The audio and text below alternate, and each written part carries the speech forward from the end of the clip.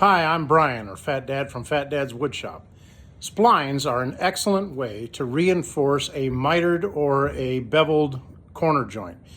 And I'm going to show you in this video two different ways to make splines, and they both involve not using a jig. Fat Dad Woodshop. Now, mitered joints are like this. You cut a 45-degree angle on the end of two different boards, you put them together, and what you end up with is basically a frame. A beveled joint is the same thing, except for you cut a bevel the long way on the board, and when you put the two bevels together, you end up with a box.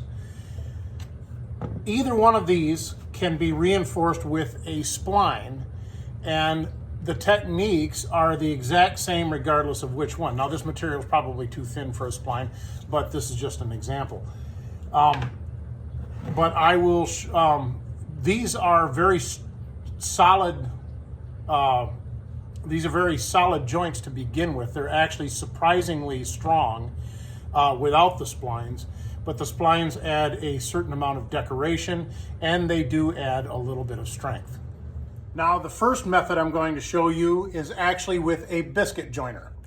Now, a biscuit joiner is very often thought of as kind of a one-trick pony, kind of a unitasker.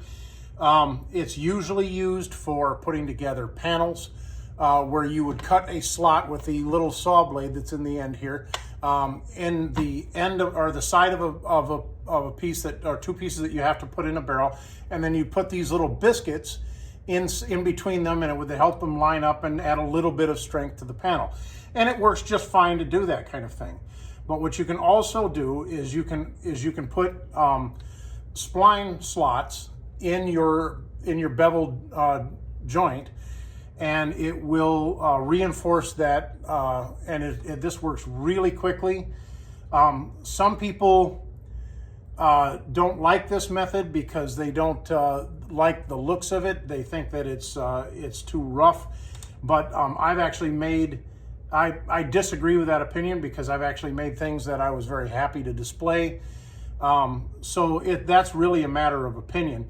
But this method will create a spline that is every bit as strong as other methods. All you really have to do here is make sure that the depth of your teeth do not exceed the thickness of the stock that you're cutting. And then you just set this for whatever depth you want to, and line this up right directly on the corner, and you can hold it up by this fence up here, and then you just turn it on and run it in and out. And that makes your spline cut. And then for spline material, one of the best things you can use is just one of the biscuits themselves. They fit right in there. And all you do is just glue this all together. And then when you're done, when this glue is dry, you just cut this excess off, and you've got a little spline. Now, the setup for the next technique is all done on the table saw. And I'm going to put a spline in this board around this frame. And you can see here that I have marked a line for the depth that I want the spline to be, and I've marked where is in the center I want this spline to go. So I'm going to set this up, and what I'm going to start with is I'm going to run this against the fence up to the table saw blade. And hopefully you can see this. The blade, this is off and unplugged, by the way. The blade does not match this line very well. So what I'm going to do is crank this blade up until as many teeth as I can get are matching that line, so that this will cut a relatively straight line in the bottom of that channel that the spline channel is going to make. Now, you can make a spline jig that will make an absolute dead flat channel, and will give you slightly more surface area to glue on. But I think for practical purposes, it's really not that necessary because this spline method seems to be just as strong as anything else. And now what I'm going to do, now that this is all in the right place and that is the right height, is I'm going to clamp this stop block to my fence here. And it's important that the stop block be thinner than where you're going to set your fence so that your blade isn't hitting your stop block. And what this will do is it'll allow me to push this into the blade until it hits that stop block, and I will have the exact same cut each and every time. Next, what I'm going to do is I'm going to adjust my fence until my fence matches up to the center of this, lock my fence down, and then I will leave this set up for all four corners of this.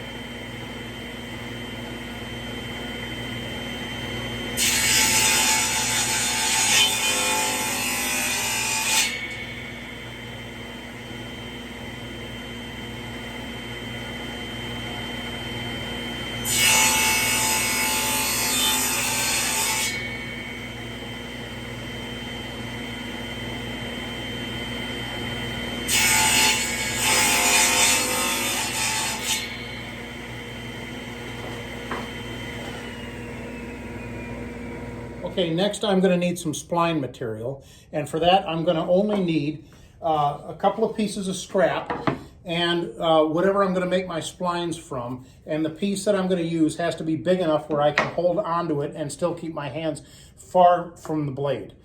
I've set up my fence about 3.5 inches away from the blade so that I can get my hand here and I can keep it well away from the blade. I'm going to put a guard on this before I make these cuts.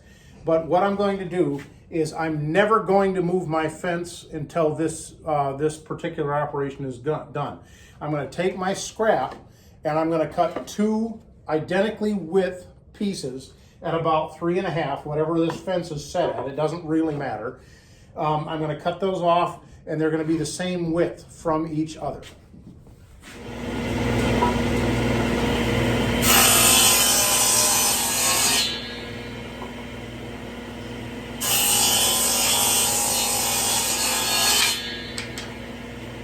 And now that I've got my identical width pieces of scrap, I'm going to hold them together like this, and I'm going to run them through the saw about halfway. So until this piece is about here, I'm going to stop at that point, and I'm going to shut the saw off and then remove everything. And then this piece I don't need anymore, so I'll show you what's coming up next.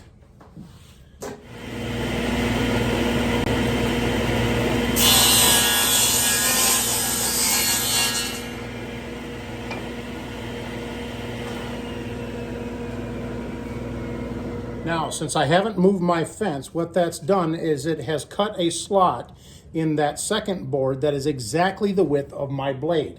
So that way I don't have to know what the thickness of my blade is. I've already got this.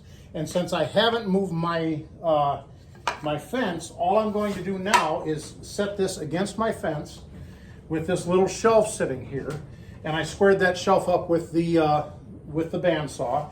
And I'm going to set my stock up against this piece of scrap, and I'm going to run this through the table saw, and what will come out is I'll end up with a piece that is exactly the width of the saw.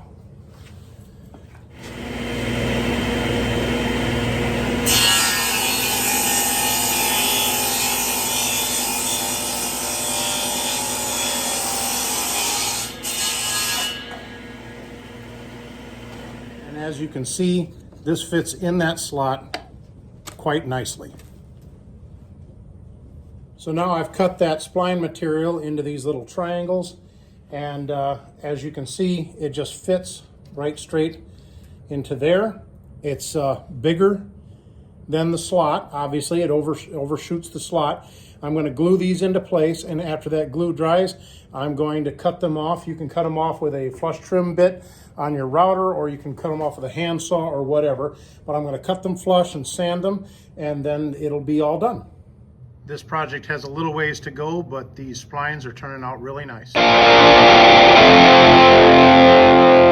Dad Woodshop.